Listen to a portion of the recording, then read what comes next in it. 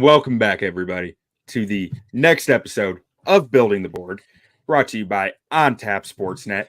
I'm joined today by my good friend Ron Luce. How you doing today, Ron? Q, I'm always doing well when I'm on the microphone with you, my friend. We are here today to talk about one of the most interesting positions to scout. That's tight end. It's so interesting. It's so difficult to scout, if I'm being honest, because these guys are so. Well, one thing you learn when you start really just focusing on a college tight end is that 90% of college tight ends have no idea what their job is on a lot of plays. They're just kind of figuring it out. Yeah, they're out there, right? Like they're there. They're like, I think I'm supposed to catch a pass on this play. I think I'm supposed to run block on this play. Maybe I'm supposed to do this on this play. You get a couple of guys that you're like, oh, he knew what he was doing there. But overall, I agree with you, Q. It's a very mysterious position, especially at the collegiate level. Yeah, and you get with the way basketball has changed, and this is a football podcast, but with the way that the power forward has really kind of been squeezed out of basketball, it has created a lot more freak athletes at the perfect tight end size. Like college power forwards growing up, you had guys who were 6'4", 6'5", 6'6", 6'7", who were playing power forward, who really didn't have a shot at the NBA, but they were really good college power forwards. Yep. Those guys are largely NFL or college football tight ends now. So you're getting some of those really freakish athletes playing college football at the tight end position. So you're getting more of those guys who just, again, have no idea what their job is out there or what they're doing or why they're doing it. They're still really figuring out the pace of the game because they probably played basketball for a lot of their life until, they stopped growing and realized they weren't going to be 6'9", 6'10 plus. Yeah. Who made the switch to football late. And I feel like that's a lot of what we see in the tight end prospects the last few years. That is such a beautiful analogy and just analysis, Q, because that's something I admittedly didn't even think about. And you're right. You're 100% right? We can talk to all our friends over at Bulls on Tap, and they'll tell you, like, the old school power forward is a very different position now, even in today's NBA, let alone in college basketball. You are starting to see a lot of these guys that are freak of nature, athletes that are big. And when it translates over, I mean, how many times, Q, have people been like, oh, LeBron James would be such a good tight end in the NFL, right? Like, basketball player and tight end is like synonymous when you cross these two sports, and it's analysis I didn't think about, Q. That's a good one, and that's a hell of a point because we're going to talk about a lot of those type of guys here tonight.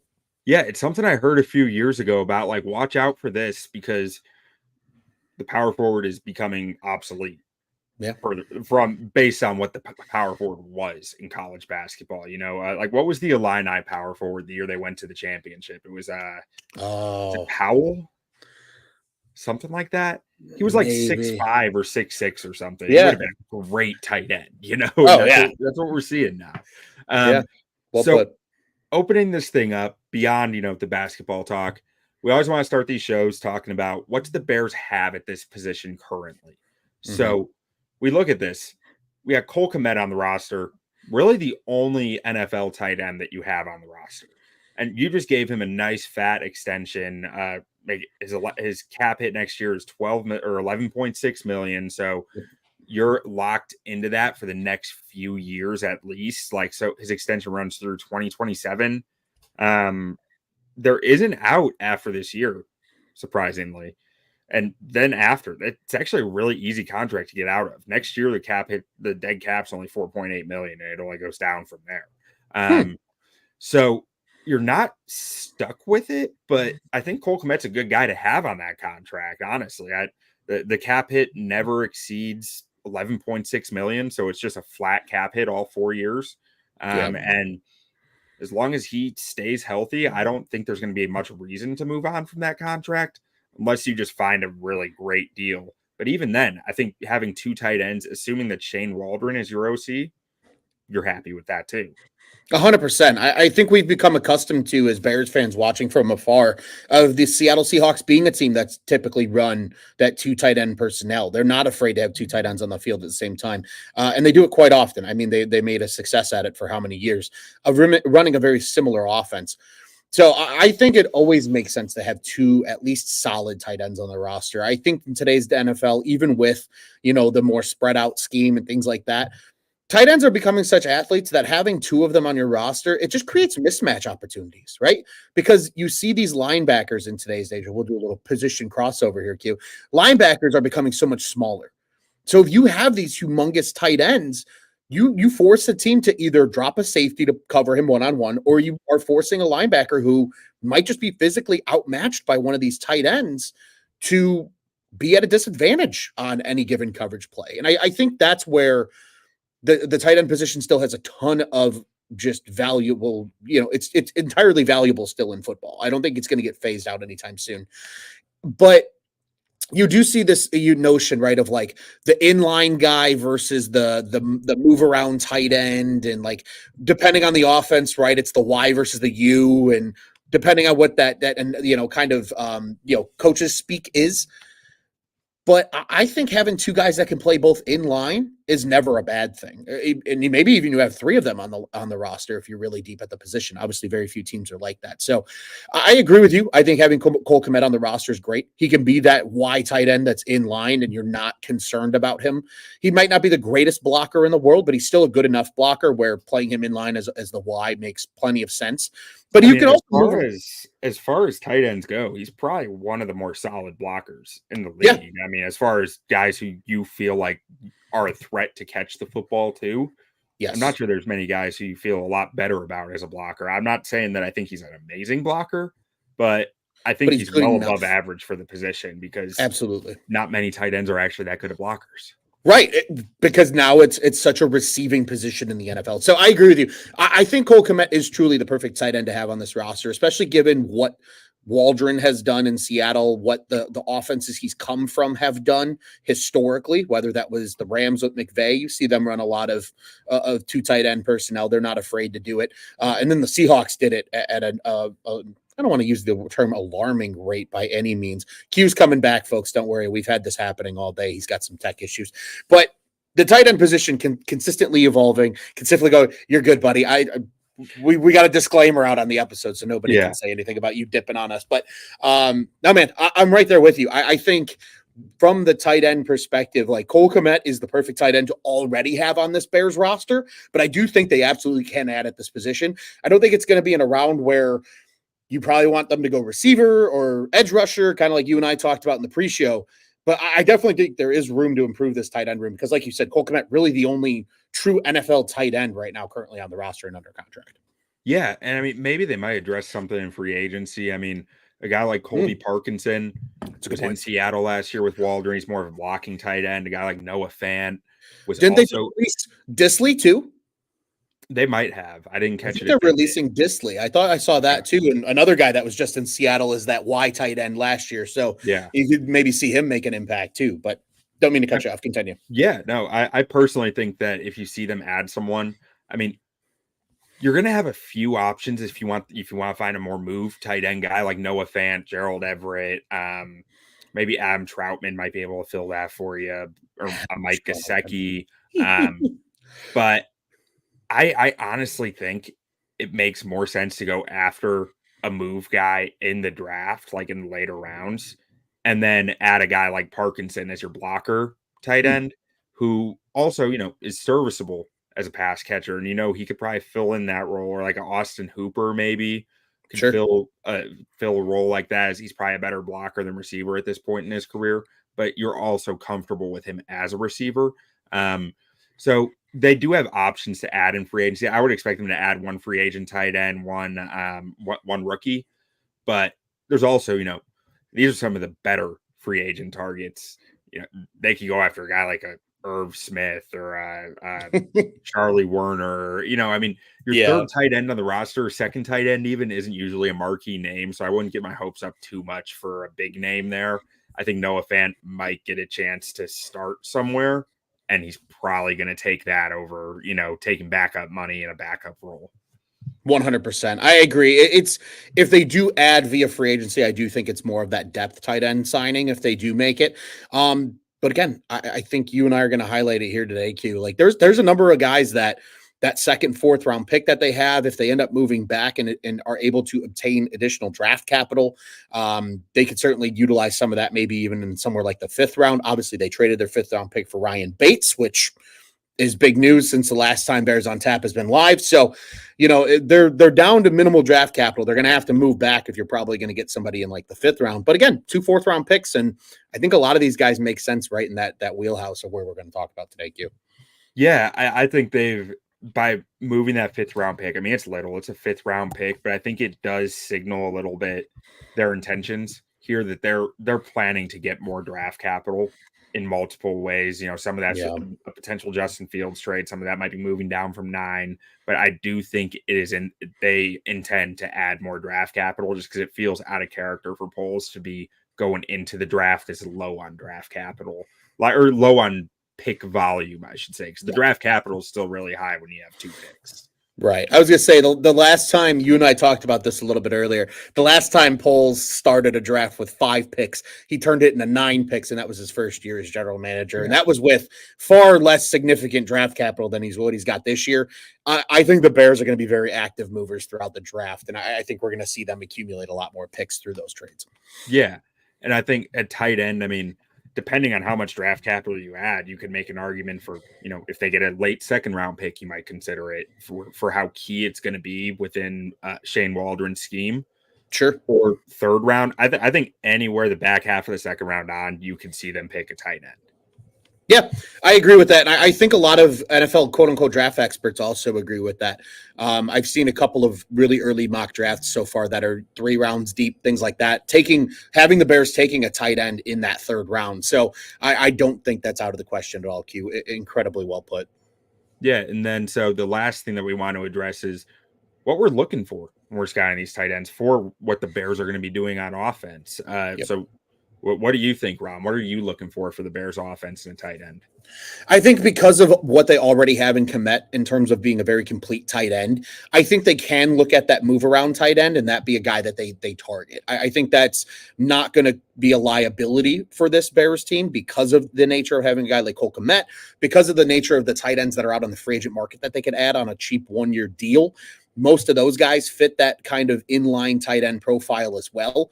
There are some guys, I think, in this draft class that very easily can play inline tight end at the next level, and I think would look really good doing it.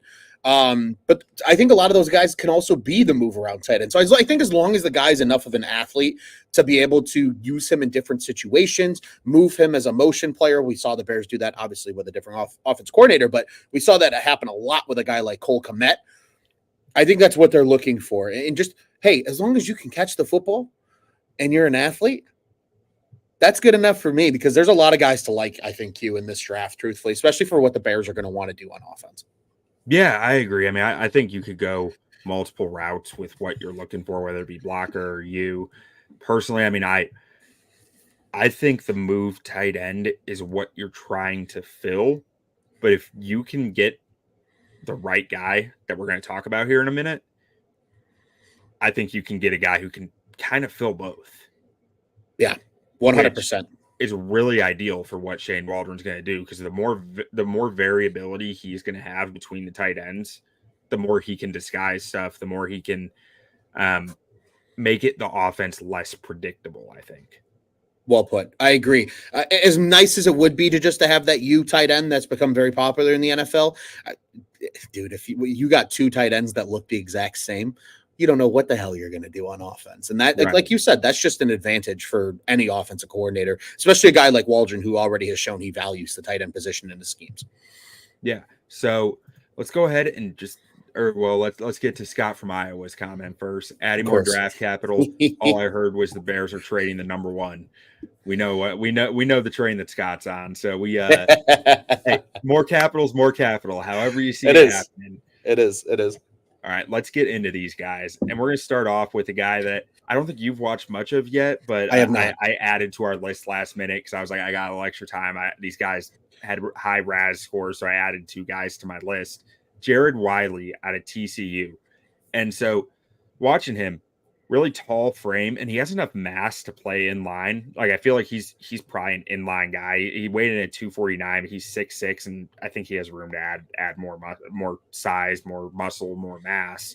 And has pretty solid, really good length, 33.25-inch long arms. So, I mean, it's one of the things that makes tight end weird is we're talking about skill position guys, but we have to think about how their arm length is going to impact their blocking, right? It's that because they are, when they're blockers, they're on the perimeter, and arm length is going to matter.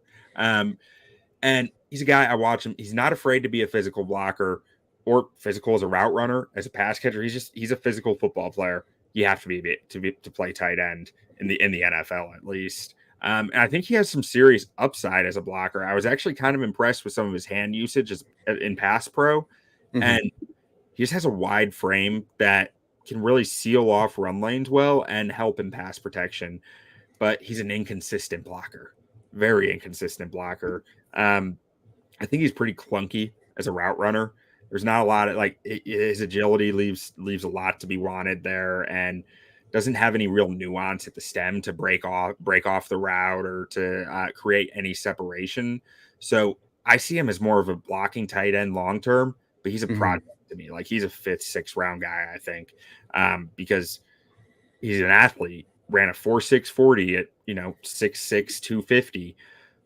37-inch vertical jump, 118-inch broad jump. That's 118. What is that? 9 feet 10 inches.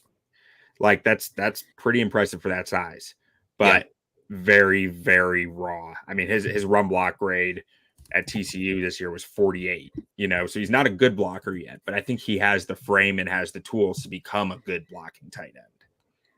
Yeah, well, he certainly has the measurements, right? He's shown that he can be the kind of athlete that you need in that type of position. Thankfully, I think in a lot of cases for these guys, a lot of that inconsistency in blocking is simply technique. And I think it's because it's just not something that's focused on at the collegiate level. You get him in a good offensive room with a good tight ends coach. That's something they can clean up at the next level. But again, he's got what it takes to be that good blocker. It's just a matter of getting him there with a little bit of coaching. So I agree with you, Q. I think he's a perfect project tight end for somebody late in this draft. Yeah, and the most important thing for me when you're saying what it takes to be a good blocker is you're not contact averse. You're throwing your hat in the ring. Right. Like, you are not afraid afraid is the wrong word. You're not hesitant. There is nothing in your body saying, should I do this? You're just doing it. And I feel like that's just, you got it or you don't. Yeah. You either got to be willing blocker or a non-willing blocker. And it's very clear who's what typically at the collegiate level, especially. Yeah.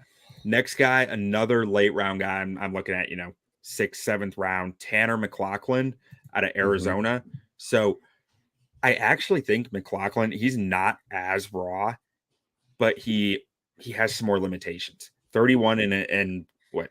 31 and 5/8. Yep. Inch arm. Sorry, I'm struggling with the fractions here, but the decimal to fraction. I have them in decimal form here. But a little shorter arms is going to limit his ability as a blocker. You see him as a run blocker, just lunging into the run blocks head first most of the time. He ends up on the ground a lot because of it. But his best role is as a move tight end. So you can get over some of the blocking there. Another really freaky athlete, 9.4. Yeah, just to continue what Q was saying there. Very, very solid size as well. I mean, his hands are good size as well. 9 3/8 inch hands. He had a 9.9 on the broad jump, 35-inch vert. Had a really good 10-yard split as well. A 1.58, which put him toward the top of the combine Q. And the 4.6 140 makes him an enticing thing. I think Q from a blocking perspective, when I see this guy's weight, 244 at 6'5". If he wants to stay and ever be able to be an inline guy at the next level, he needs to add weight. But like you said, he best profiles is that you move around tight end. And I think he's a guy that, because of how good his combine was, he kind of flew onto the radar for a lot of people.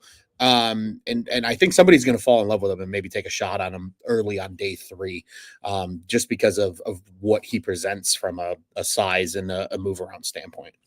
Yeah, and I mean, his athleticism shows in his routes. Like, I mean, the last guy we talked about said he's an athlete, but he's kind of clunky. McLachlan's not very clunky in his routes. Like, he's not refined, but he's springy. He's a springy mover. He's agile. His foot speed is impressive, and it shows out on the field. So that's something that, guys don't always test how the same as they look on film. He's a guy who did. Now, as a route runner, though, a lot of wasted motion in his feet. He's giving guys the opportunity to recover based on the way his feet are coming off the line of scrimmage. His release packages are just missing a lot of wasted movement there. But ultimately, I mean, I think he's, like I said, a 6th, 7th round guy. That's a developmental player. So you don't worry too much about it. You're saying we got the skill set that we're looking for, and we'll see if we can develop it. And I apologize for my internet issue, folks. I do not know what is going on with Xfinity. I have not had this issue since going to a wired connection, but it just keeps giving me issues. So hopefully that's the last one. No, you're good, Q. You're cute. One more quick thought on McLachlan too. I really do, Q, just because of his fluidity in some of his route running, even though there's a lot of wasted movement. I think there's going to be a coach. There always is, it feels like every year, that's going to be pounding the table for this guy in the 5th round, even though he profiles a little better as a 6th, 7th round pick, just because of what the other variables are that he brings to the table. I think is that move around tight end. Absolutely. Coaches are going to love him too. He's a high motor guy. Everything is very intense with him on the football field. Speaking of intense, though, Tip Reiman out of Illinois brings the intensity. Yeah, he does. Yeah, he is have not you gotten afraid. A chance to watch much of him, Ron?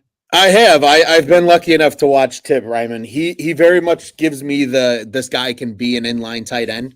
It certainly doesn't scare me in terms of his size and his ability. I mean, he's a big boy. He ran well at the combine too, 4.6, 440. Obviously that's not everything, but when you're 6'5", 271 and you put up 28 on the bench, you're a dude. He's the only tight end to bench too. He's like, yeah, let me do this bench because I'm going to impress somebody at the fact I can throw up 225, 28 times.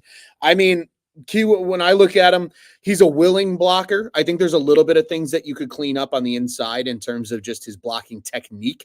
But like you said, though, the intensity, he's not afraid to be a blocker. The guy is very willing. He throws himself at everybody. He's shown that he's actually a very good lead blocker, at least from the film I've seen, out in the screen game and outside of the tackle box. He's very athletic. He moves really well. He looks nice and fluid when he moves. I think with him, he's still a day 3 pick to me, but more like early day 3. I see him as like a 4th, 5th round type guy because I think there are some little things to clean up that keep him outside of that day 2 nature. But again, if I'm a team that likes the size because it's there for him to be that inline tight end, I think he's got enough good movement to be a player that you can use in that U role from time to time as well. And he had nice hands. That was the biggest thing that I noticed on tape. Like some of these guys, they would run and a pass gets thrown at them and they're either body catching it. They didn't really have to make a lot of tough plays. The film I watched, Reiman made a couple of really nice catches over the middle before contact, a couple of balls that were behind him. And he got to reach back and get to, and he had no issue getting there, especially with those big arms of his. I mean, 32 7/8. I mean, he's just off of being 33-inch arms. He's got big hands too, 10.5-inch hands or 10.5-inch hands. Monster. He's a big dude. Coming in, admittedly, to this process of building the board, I wasn't super familiar with Reiman. I didn't watch a lot of U of I football, contrary to belief of some people on the internet that think I'm a big U of I guy. I've never been a big U of guy. Never went to school there. I watched him back when Mendenhall was there. But I digress. This guy, Williams days. Yeah, those were the days, man. But I really like his tape. He's a guy to me, Q. I don't like putting this type of label on Reiman because I don't know if he's going to be this type of football player in the NFL.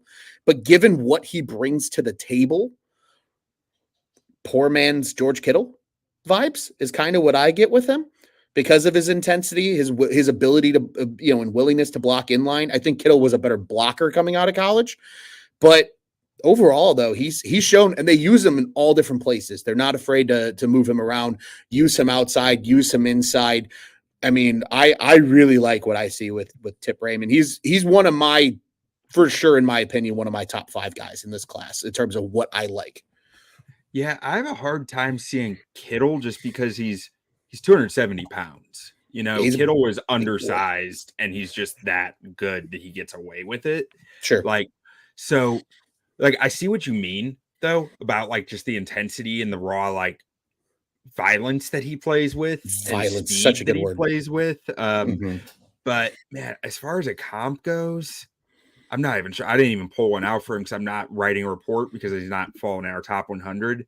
But, like, a Nick Boyle might make some sense as far as like being that heavier guy, and bringing a lot of intensity onto the field. I mean, Trevon Wesco was about that size, but I'm not sure that he's the same level of intensity that you see with a Tip Reiman. So yeah, I don't know. It's a really interesting comp because he's such a different body type at 6'4", 270. That's just a different dude. I think it's the intensity. Truly, I think that's what it is. He's just it's really cool when you see a tight end that's violent in terms of playing football, because I feel like the position in general. I hate being this guy. I hate using this term. It makes me feel icky and gross. But like the tight end positions become a little soft compared to what it used to be. I feel like such a boomer. Guys. I feel like such a boomer saying not that. But this year's dudes. Not Reiman, not some of these guys. He's a hard-nosed football player, and I think at the end of the day, somebody's going to fall in love with that intensity and look at kind of his flaws and say, "Nah, we can coach that. It's fine. Yeah, bring that intensity into our locker room because it's going to make us a better football team."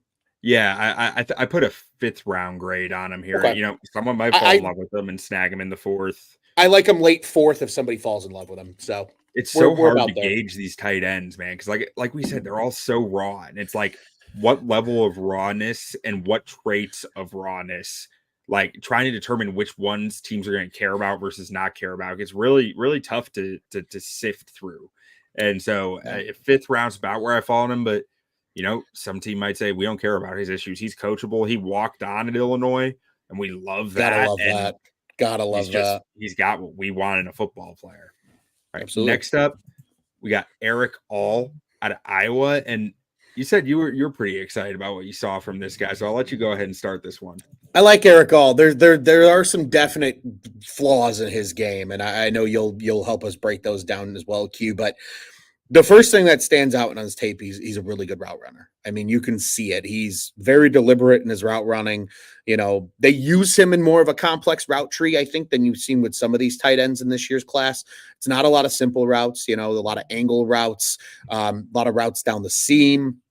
They're not afraid to move him that when I was putting my notes in, but you're right. Like I always write when it's a simple route tree, but I never write when it's not. I just don't even notice it. Yeah, no, he was, that was I think the biggest thing I initially noticed with All was they had him running a very complex route tree, and he was delivering on that. You and I talked about this. He's always late off the ball. That's the only thing that kills me with a guy like Erick All, because then it does mess with some of that timing in his route running at times. But he's an Iowa tight end. He's a good pass blocker. Liked what I saw in the pass block game. He's got good feet. I think if his jump off the line's a little better, I think he even becomes a better blocker. He's got good size too. I mean, he's not small by any means, but he definitely profiles more, in my opinion, as the move tight end. Very rare to see an Iowa guy profile as a U tight end, but he's one of them. And there's a lot to like. I do think there's a lot of development that would still need to take place with a guy like Erick All as well. But if you are a team that likes to put your tight end in more complex route trees, I think Erick All is the guy, because I think he's the cleanest route runner that isn't a first round grade pick in this tight end class, in my humble opinion. Yeah, I mean, he was really explosive in and out of his breaks, impressive foot speed for a tight end. I thought his agility popped off the tape.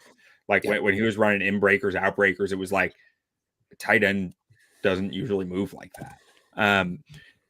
And very fluid with his athleticism too. It wasn't just like explosiveness and twitchiness. It felt smooth. It felt like normal for him. And like you said, often the last player off the snap. I mean, that's really the biggest knock I have on him, which, is, I said it a million times with Javon Dexter this year. It's fixable, So the thing that it really messes with, it's not blocking that it gets me as much with. It's the timing routes. he is always a step or two behind in his timing routes, and it throws off the whole play. Like it was most noticeable on a few tight end screens to him where he was 2 steps behind where he should have been, and it caused the quarterback to get hit, and really, like you said, the pass blocking was actually fine. I thought he played a little small as a run blocker, though. Like, he's not small. He's 6'4", 252, 33-inch arms, 10 and 1/8 inch hands. He's got enough size to be a good run blocker, but I need him to play up to that size.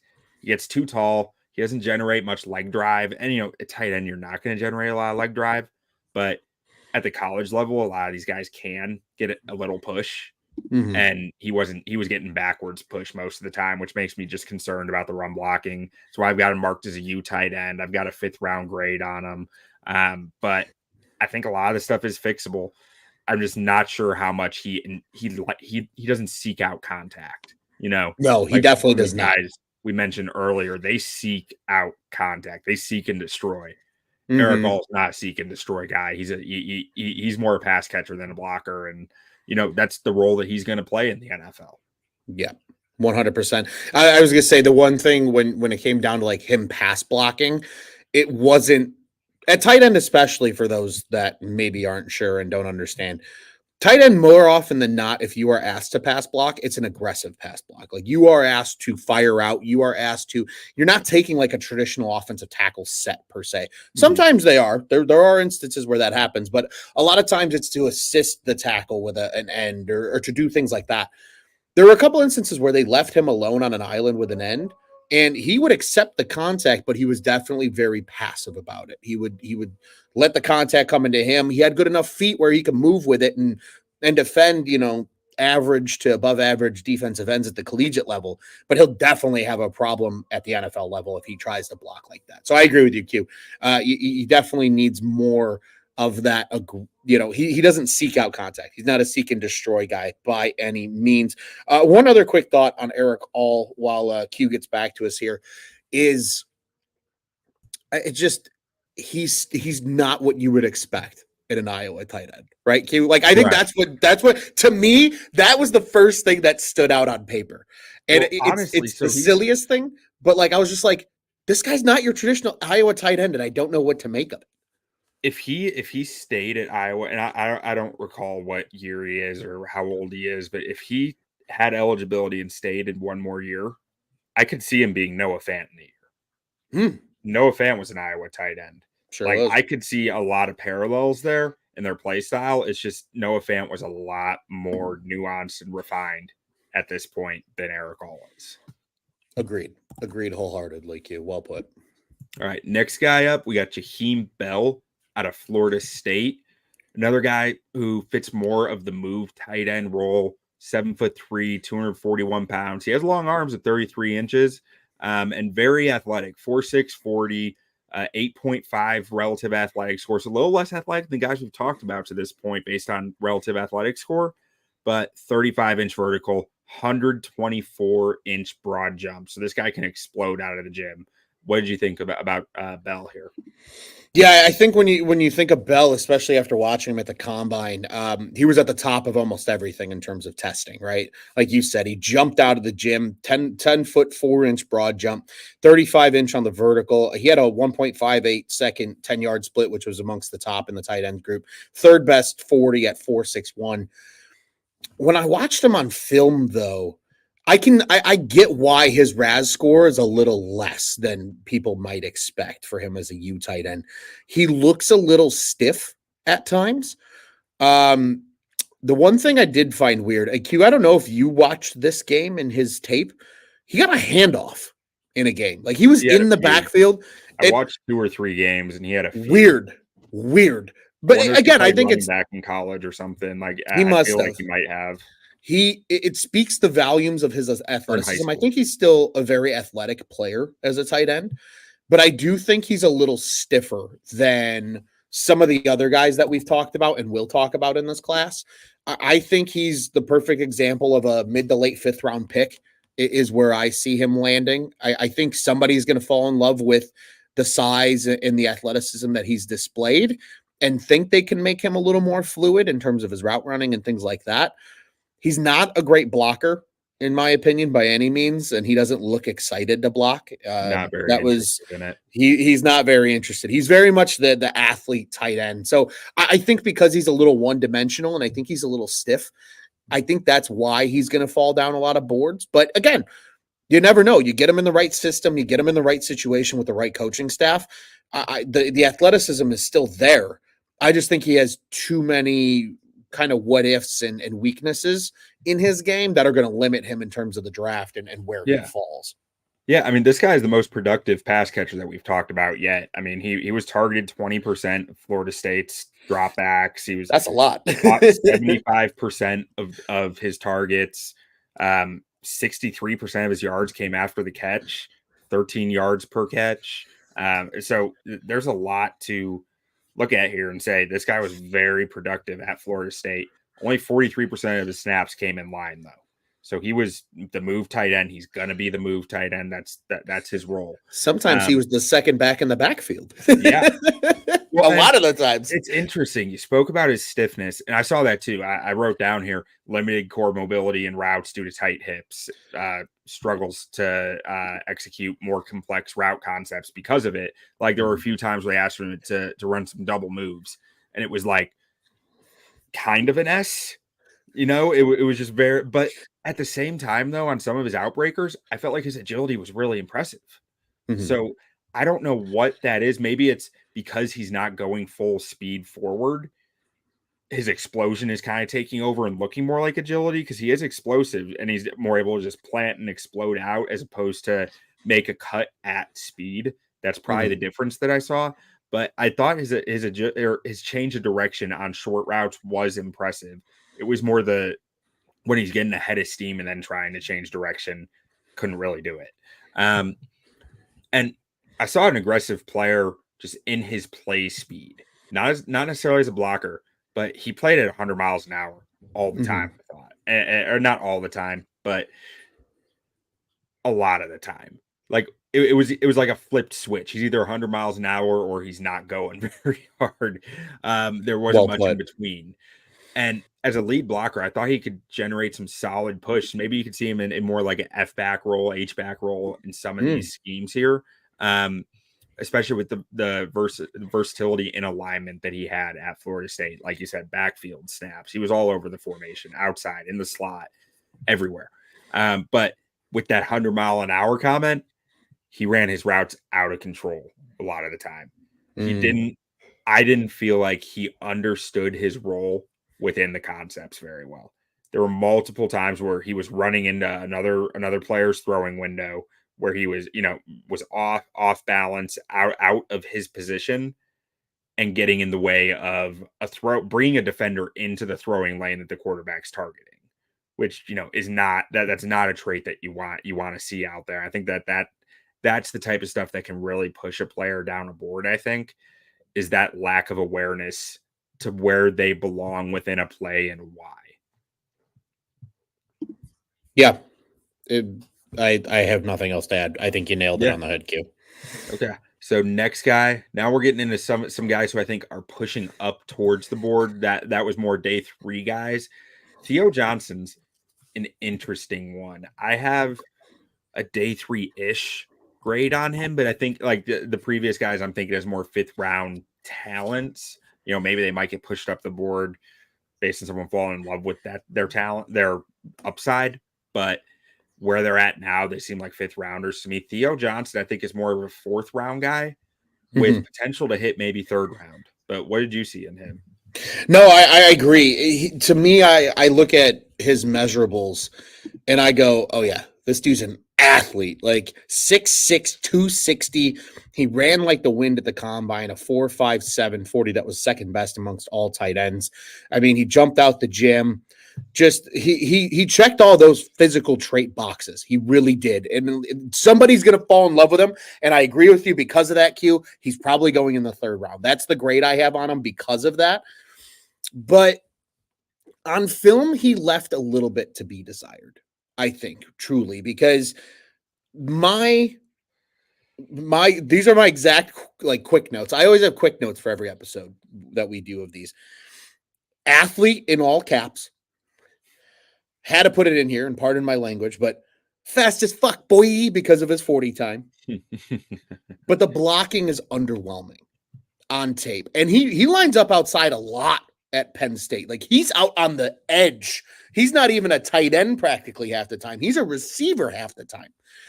And his routes, sometimes they look really lazy. They don't look crisp. I don't entirely understand sometimes what he's doing in the play, to be brutally honest with you. He does sometimes. I don't think he does. So he very much is he's the raw talent, size, checks those boxes physically. Like, if you just looked at him when he showed up at the combine, you're probably like, oh yeah, this guy's probably really good at football. But then you watch him on tape, and I thought his tape was really underwhelming. And he's a guy that needs a lot of refining, I think.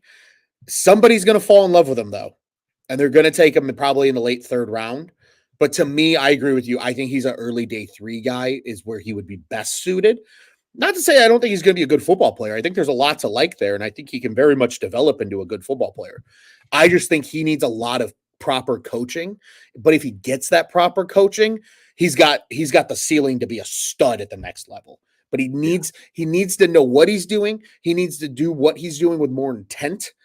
And I think he needs to almost show off his athleticism a little more, Q, on the field, because you watch him on film and you go, that's not a dude that's 6'6" that just ran a 4.5 or sub 4.6 40. Like, that's not it. He does not play like his measurables. And I think that's the biggest kind of fall off I had in watching Johnson.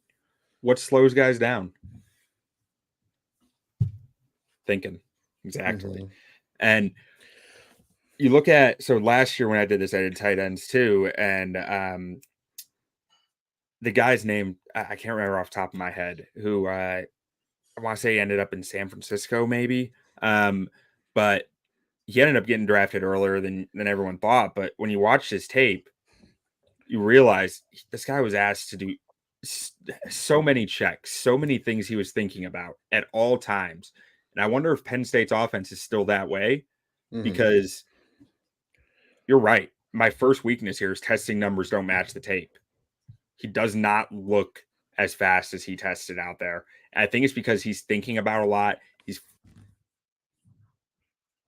I agree, Q. I think he is thinking about a lot. He's coming back, folks. Don't worry. But he does. He looks like he's thinking too much, and it really slows him down in play. And I think that's ultimately what disappoints me, Q. I was just kind of filling in there. You were saying we lost you when you were saying, like, it looks like he's just doing too many checks, and it really does on film.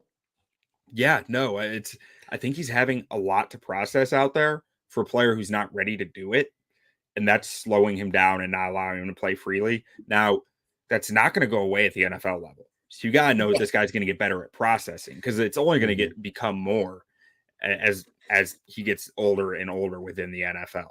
But like you said, this guy checks all the physical boxes. Like, he's agile, he's big, 260. He's going to have no problem playing in line. And this guy's going to have no problem with contact. He is a physical football player. Yeah. He wants to bash heads. That's what he's out there to do. He just doesn't exactly know how to do it yet. Yeah. And that, so I don't think any team's going to look at him and say, we can't teach him to block, because he's going to be willing. He's the lion that grew up in the zoo that doesn't know how to hunt yet, but as soon as you teach him how to hunt, he's going to be just a freak of nature. Yeah. Well, as long as he figures it out. You know, it's like it's tight end is one of the hardest positions to learn in the NFL too. So like you're asked to do a lot of stuff with taking them is you're taking a really raw player who has all the talent in the world. Will he ever reach that talent? You know, I mean, heck, it took Cole Kmet 3 years to figure it out, and he wasn't this raw. Yeah, wasn't this talented really either, good point. Not this raw. Yeah, it's a good point. It's a good point. So, really exciting player. I think he's a guy who you could see as a fit for the Bears if he fell to the right area, like in the fourth round. I think you'd have to consider him if you're the Bears, but I don't think you're seeking him out either. Agreed. I think that's well put. I think if he falls in your lap, you got to at least think about taking a flyer on him. But I agree with you. I don't think if they got intel, let's say that a team 2 spots ahead of them really likes him, they're not going to try and go and out trade that team to go get him. I don't see him being in that situation. Agree with you. Well put, Q. Right. Next guy, Ohio State's Cade Stover. And he's not raw. No. He's pretty impressive, honestly. So what did you think, Ron? I like Cade Stover. I like Cade Stover a lot. And it's funny because I catch a lot of shit from people because I do like watching Ohio State football. I have for a very, very, very, very, very long time. But I wasn't as familiar with Stover, at least especially the last couple of years. I haven't gotten to watch as much of it as I would admittedly like to. Man, he looks good. You know what I like most about him, Q? He looks fluid. Looks like he knows what he's doing on the football field. Whether it's in the blocking scheme, he knows what he's doing. Whether it's running routes, he looks crisp running routes. Whether it's just simply a check down, whatever his, if that's what he's intended to do on the play, he does it to perfection. If he's running down the seam, he does that to perfection. There was a couple of times where he's open on a seam route and McCord just didn't throw it to him. That I saw that quite a few times in film. He's huge. He's very much like a lot of these guys in this class, right? They're all freak athletes. I think he's a freak athlete as well, but he is the most fluid mover of a guy that's not expected to go in the first round of this draft, in my opinion. And I think he's also one of the better blockers, truthfully, just from what's on tape. All things considered, Q, he's like I have 2 guys that are at the 2, a 2 and a 2A. He's one of them. He's my tight end 2 in this draft. I think somebody's going to love him and snag him in the end of the 3rd round. I'd be shocked if he gets to day 3. I really would, because I think he's a complete tight end coming out of college, and he might not wow you, with anything in particular, but he just does everything well. And sometimes you'll take a guy where you're going to get a higher floor than a lower floor, and to me, that's Stover here, especially at the NFL level. I know I've talked about this with Robert and it's almost like when you're looking at tight ends, because for every other position, right, you're looking for the dominant traits. You want dominant traits. You want to see how this guy's going to win at the next level with something that he is just elite at. Tight end's a little different. Tight end is a spot where the jack of all trades tends to do pretty well. Can thrive. Yeah. And that's what Cade Stover is to me. And it's interesting that you said you thought he was such a fluid athlete. Because I thought he was a little tight through his core, a little boxy in some of his lateral movement. But I mean, he is athletic. And his shuttle came in at 4.45, which is below average. So it was probably just the agility, but he knows how to hide it, right? Yeah. He knows how to get by with it around that limitation that he might have. He's intentional in his movements. Yeah. He's the body control. Body control can help with a lot of physical limitations at this position. I think body control is a huge thing that you look for here. It's something that he has in spades. I thought he was a physical drive blocker. Now, he's not going to drive guys at the NFL level. He's 247 pounds. But in college, he could drive guys, which is at 247 pounds, pretty impressive. So he's strong. He uses his hands well. His hands are fast off the snap and into the defenders to surprise them, to jolt them back. And I thought I really liked his grip as a blocker, which is not something you see with tight ends a lot. But he was able to grip guys and control them. High effort football player, smart football player. I saw him make multiple adjustments that saved plays in the 3 games I watched to him. I saw him break up 3 different Kyle McCord interceptions, should have been interceptions. He's a smart football player and hustle player, good hands catcher, strong hands that fight through traffic. He fights through traffic to get to the football, hence breaking up the interceptions. And a physical football player after contact. He's not scared of contact. He seeks it out. On the negative side, I think he's a little tight through his core. I don't think he's going to be separating from a lot of coverage defenders. I just at the next level, I don't think him and a safety, he's going to be winning that battle often. So it's going to be more, how can you create separation with your actions as opposed to your physical abilities, which he shows he knows how to do. Yeah. Like, I mean, that's what Cole Kmet is, right? Cole Kmet's not separating from anybody because of his physical abilities. He's separating from them because of his actions, his intentions, and how he's disguising them. I don't think he's going to add much to his frame. I think he's maxed out already. So 247 is about the tops you're getting him. So you're talking more a move tight end, or I think he is a Shanahan fullback / inline tight end. He's disciplined. Yeah. He's going to be perfect in a Shanahan system. Hell, I think the 49ers might draft him because this is a guy who will stand up to Shanahan standards of what he needs out of a tight end, which is a lot. He's demanding. And this guy's going to give him what he wants. So if not Shanahan, one of the Shanahan disciples, I think is going to love this guy. Yeah, I absolutely can see that. He's a guy that in that offense is going to be able to do everything that you would need him to do. And again, you're going to have an opportunity to put him in the backfield potentially and use him as a Kyle Juszczyk-like player as well. So I really like that comp. I agree with you. I think that's ultimately his best fit at the next level. All right, next guy up, we got Ja'Tavion Sanders out of Texas, standing only 6'3". He looks bigger than he is, I guess, because I thought he was like going to be like 6'5". And 245 pounds, 32 7/8 inch arms, 10 1/8 inch hands, 8.06 relative athletic score, 4.3 shuttle, which is about average for the tight end group this year.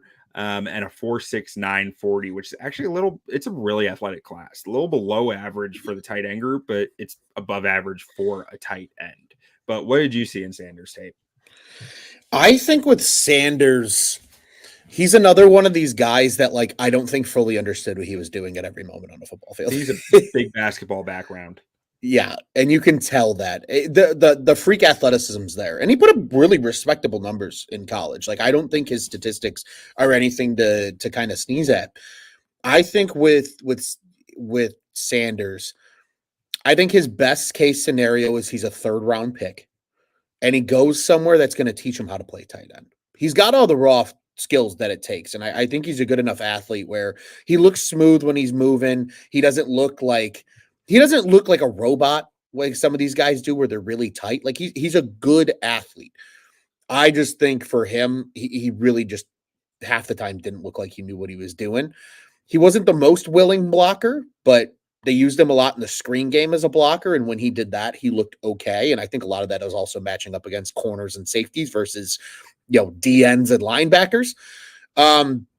But I think you got to love everything that's there with his athleticism, truly, Q. And I could see him, again, being, like I said, a late day 2 guy where somebody's going to like his athleticism and you want him as that move around you tight end. And I think he's going to fit that bill. I personally am not as superbly excited with a guy like Ja'Tavion Sanders as I think some people are in the draft community per se.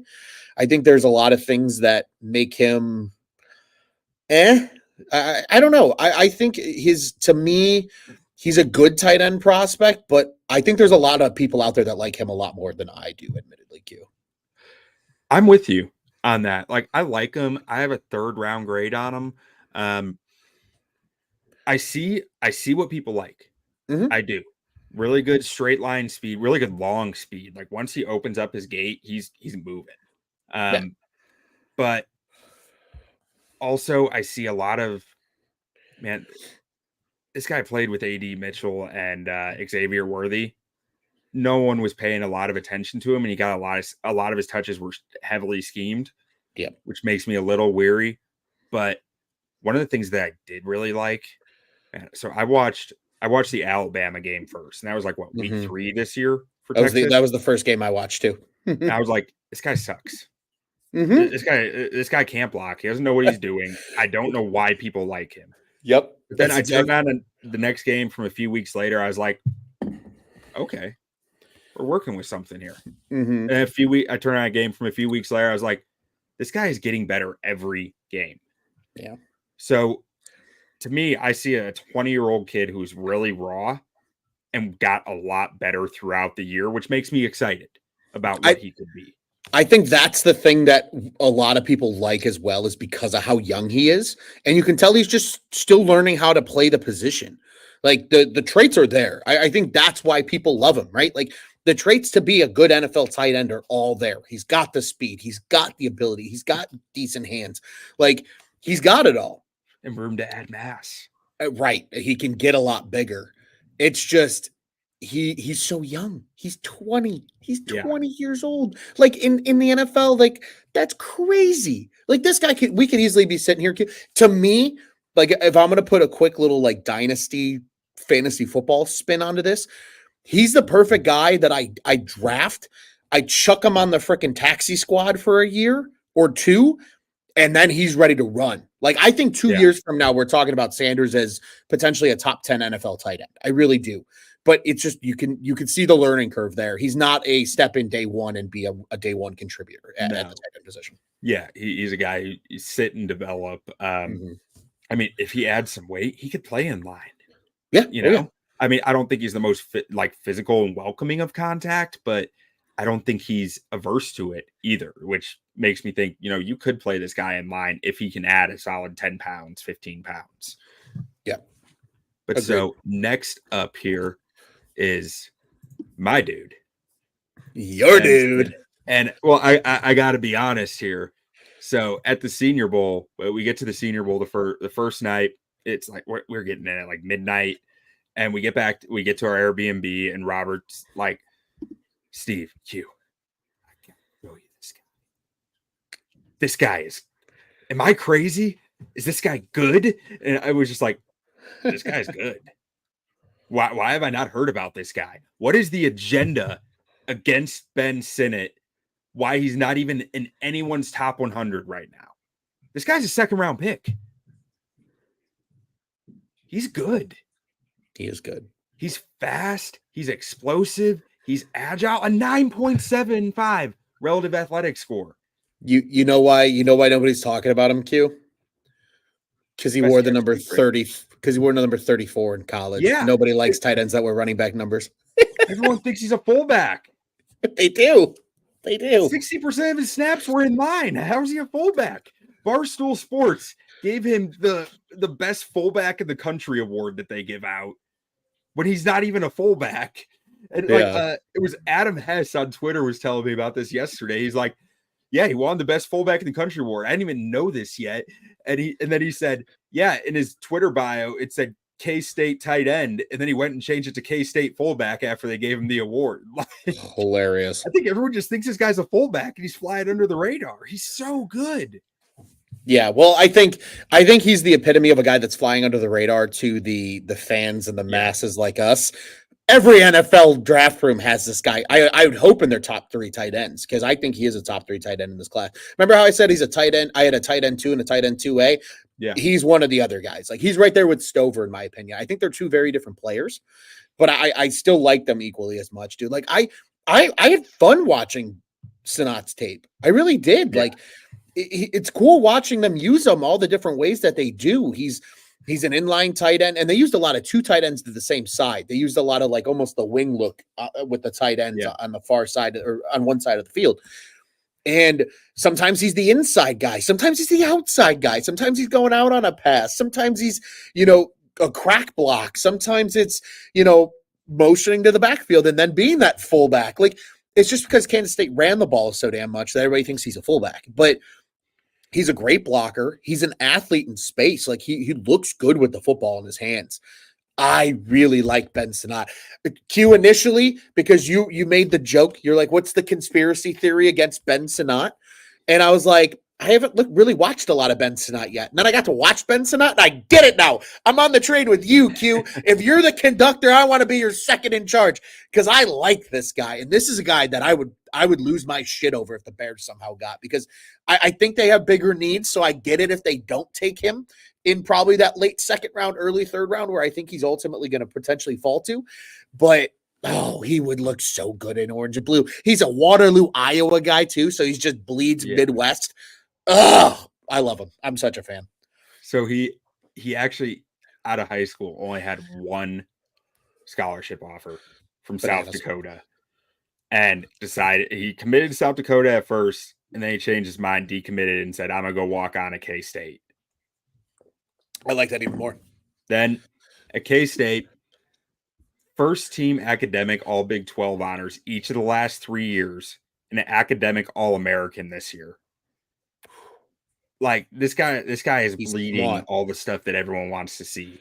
Yeah. And with the athleticism he has, I mean, 6'3" and a half, I think it was, 250 pounds. So he's got enough size. I don't know how much mass he can add, but he's already a pretty technically sound blocker. I feel like you can play this guy in line. Like I do not think he's going to have major issues, even though 250 is like, if he can't add much, you do worry a little.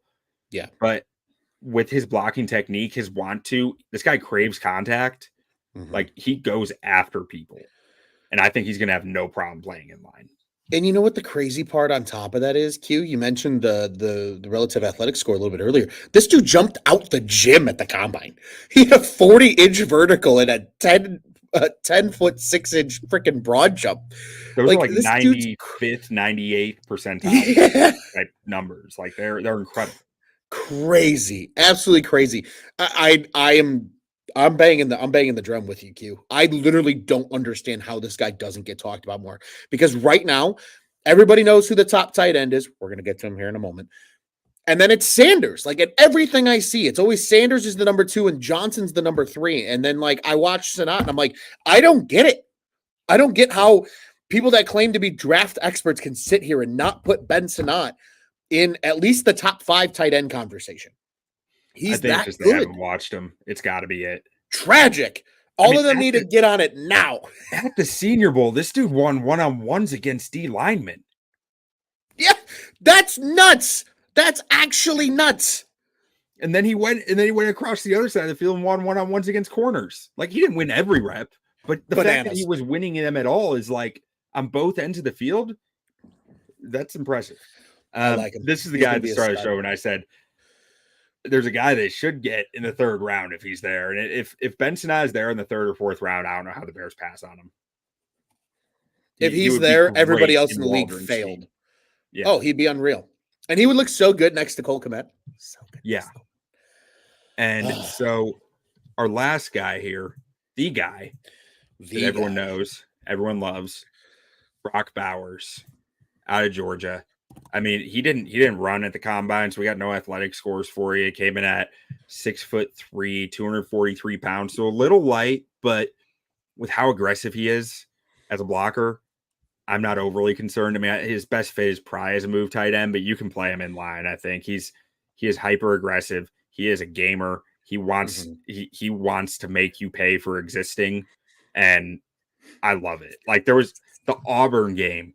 I don't know if you watched the Auburn game, but there was like he got targeted and he got hit a little early and the pass got broken up, and you could see him get frustrated by it. And then a little later in the game, go in the end zone, there was another pass breakup from the same guy, and you just see something flip in him, and he just takes the game over. Like it's a close game. It's not a blowout. And he just says, nope, you are not stopping me today. And he puts up like 160 yards or something on them. Like his burst is special for. His burst is special. I'm just going to continue with what Q had to say there, and we'll check him back in.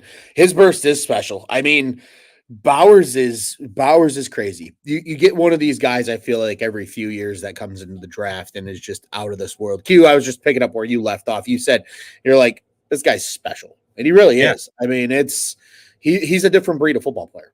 Yeah. And thank you guys for continuing to watch through my issues here. It's raining here in Philadelphia, and I don't know what that's doing to my internet, but we're almost through. His burst is just different. And you don't see tight ends who can get yards after the catch like this very often. And his ball skills are really impressive. You see him making one-hand catches out there. You see him getting into really contorted, bizarre body positions to get the football. No tightness in his body. He's just.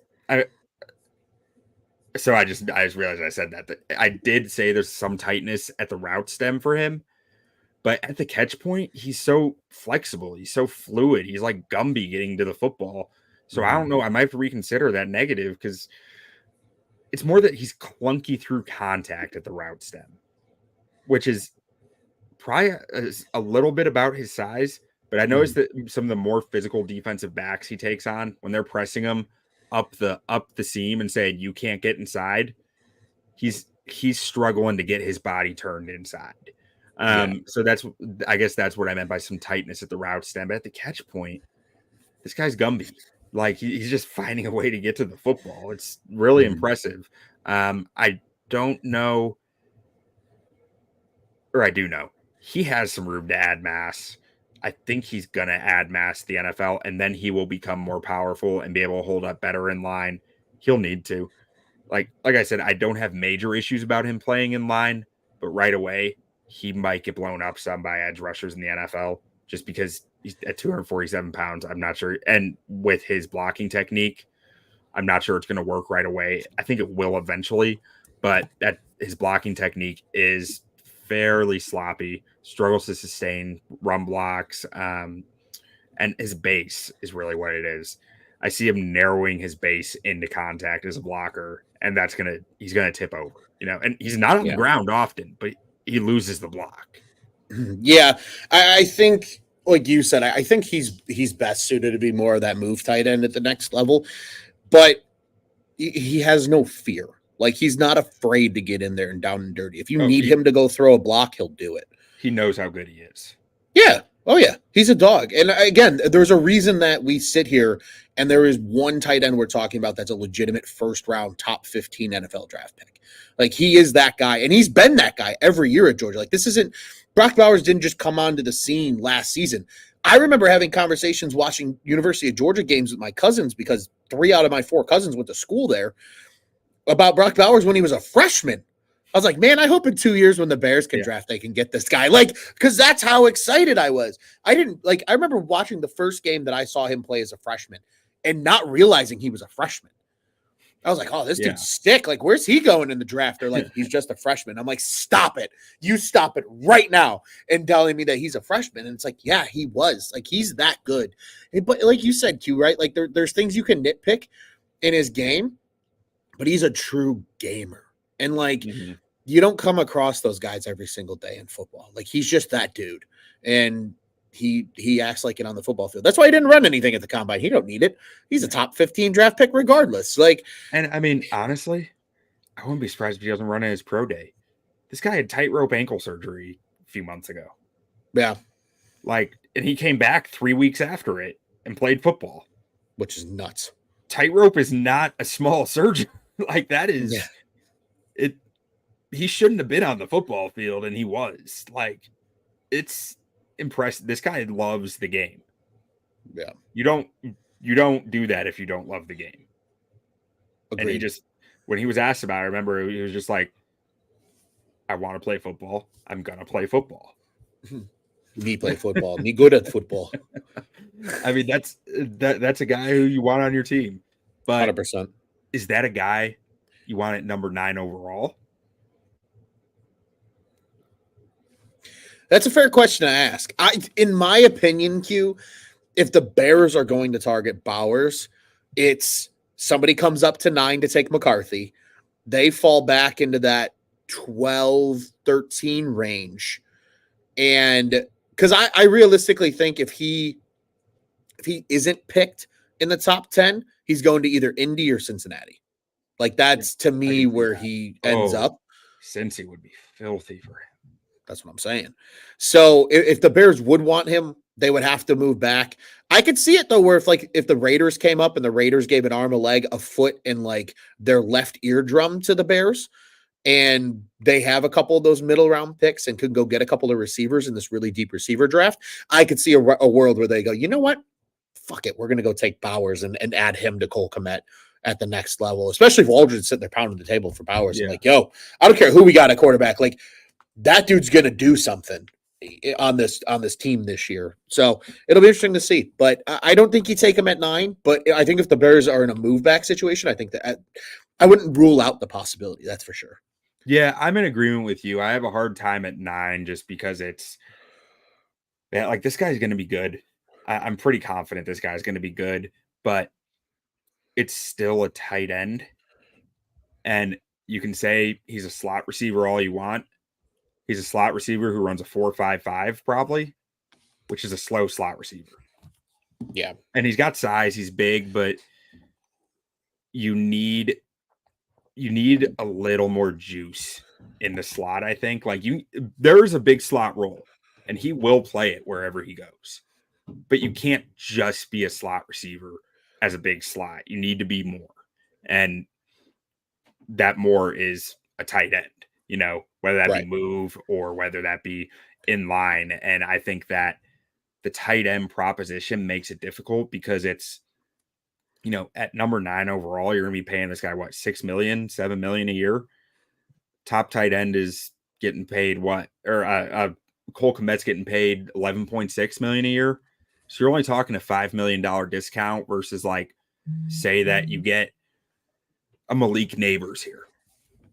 6 million versus 20 million for a top receiver. That's a big difference. That math in there. It's not mathing as much at the tight end, which maybe you say keep math out of it. It's football, which I can understand and I can appreciate, but there's math in it. I think there is an aspect of value there you need to consider. But in a trade down, I think it would make a lot of sense. Like if you trade down to a point where Jared Verse and Latu are off the board, that might be your guy. Yeah, I agree. I think that's where it ends up coming down to. But I think if the Bears end up staying pat at the number 9 pick, it's because like a Malik Neighbors falls to 9.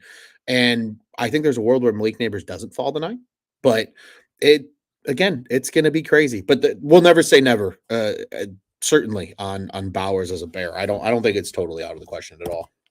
All right. And that's all we got for you. That is all the tight ends we have watched so far added to our board. We have scouting reports over at ontapsportsnet.com for Brock Bowers, for Ben Sinnott, and for Jatavian Sanders.